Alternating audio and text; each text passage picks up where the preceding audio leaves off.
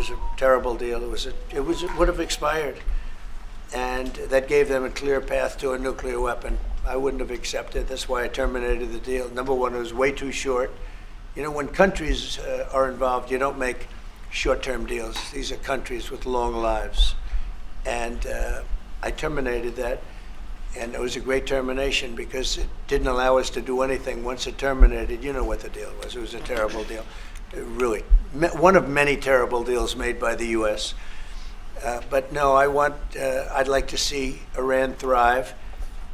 And they can do that, I think, very easily, or they can do it the other way. And the other way is not going to be good for them. It's going to be really bad for them.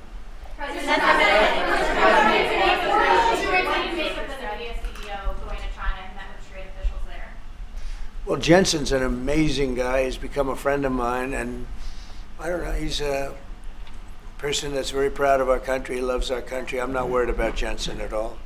Mr. President, or hold you in contempt, will you take steps to return Kilmar Ago Garcia to the United States and put him in front of a judge? Well, I'm not involved in it. I'm going to respond that by saying you'll have to speak to the lawyers, the DOJ.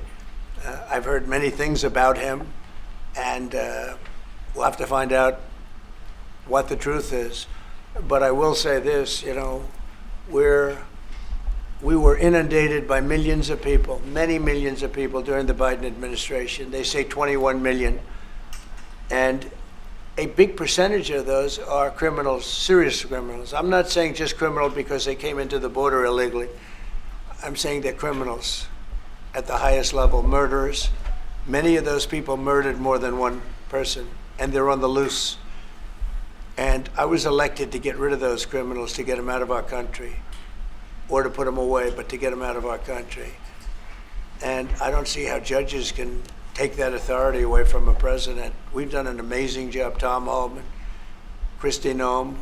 We have done an amazing job. Nobody can believe the job we've done. Far greater than what I said. I mean, I got elected on that, but we've done much better. We have right now 99% border. It's a 99%. Nobody thought that would even be, nobody's coming through our border practically. 2 weeks ago, we had 9 people come through, all for medical reasons. We allowed them, we brought them through because one had a heart attack, one had something else, and, all for medical reasons. We have a great border. We had a great border 4 years ago, but we have a border now that's even tighter, and we did that in a matter of weeks. And no, we have to, we need to get murderers and drug dealers and people that were in jail for horrible, you know, they released jails, Georgia, from all over the world. They released them, not just South America, all over the world, the Congo and Africa. Many, many people come from the Congo. I don't know what that is, but they came from the Congo. And all over the world they came in, opened their jails. Venezuela, practically all of their prisoners released into our country. We took them because we had an incompetent administration called the Biden administration. And to think what they've done to our country. And I was elected to straighten that out, and I'm doing that.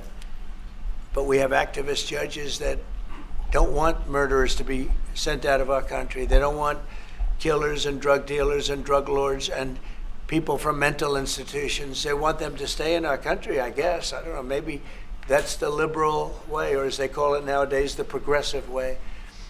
But I don't think it's the way that our country believes, and that's why I won in a landslide. Okay.